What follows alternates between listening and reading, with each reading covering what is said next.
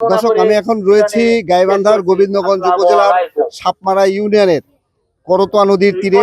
এখানে আপনি আমার পিছনে দেখতে পাচ্ছেন, এখানে বিস্তীর্ণ এলাকায় কিন্তু করতোয়া নদীর যে ভাঙন, এই ভাঙনের কারণে এখানে কমপক্ষে ৮-১০টি গ্রাম কিন্তু হুমকির মুখে পড়েছে।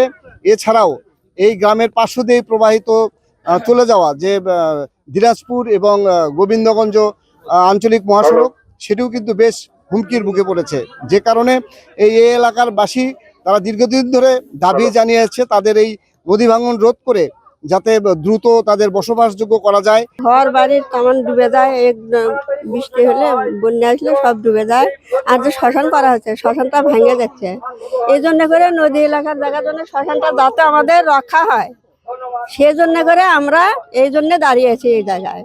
শ্বশুরের জমা জমি যেগুলো আছে সেগুলোও নদীর মধ্যে গেছে। আমরা এখন যা আছে এইটুকু থাকে যান, আর আমাদের শ্মশানটা যান ভালো থাকে, আমাদের বাড়ি ঘর আছে সেগুলোও যান ভালো থাকে, আমাদের যান নদী আর এইদিকে যান আসে না। তাদের যে ফসলি জমি, কৃষি জমি রক্ষা করা যায়, এজন্য তারা কিন্তু আজকে আমার পিছনে কিন্তু তারা মানববন্ধনে কর্মসূচি ঘোষণা করেছেন এবং মানববন্ধন করছেন। যে অতি দ্রুত যদি এই নদীর ব্যবস্থা না করা হয় তাহলে এই রহিমপুর গ্রামটা বিলীন হয়ে যাবে সাপমারা ইউনিয়ন থেকে।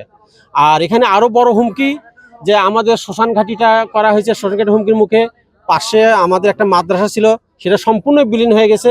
সাপমারা ইউনিয়নের 5টি পয়েন্টের মধ্যে 3টি পয়েন্টে অলরেডি জিও ব্যাগ পড়ছে।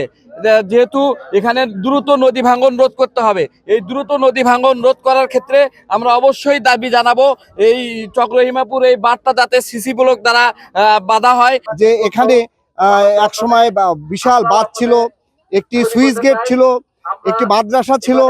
এছাড়াও এখানে কয়েকশো একর জমি কিন্তু এখানে ছিল, কৃষি জমি, যেগুলি 3 ফসলি জমি, যেখান থেকে তাদের যে আয় উপার্জনের অর্থ আসতো, সেটাও কিন্তু তারা এখন অনেকটা নিঃস্ব হয়ে গেছে। বিশেষ করে সিসি ব্লক হলে দ্রুতগতি বাস্তবায়ন হয়, না হলে যদি সম্ভব হয় অল্প মানে সময়ের মধ্যে জিও ব্যাগের মাধ্যমে যেন বাস্তবায়নের আমরা আশা রাখছি।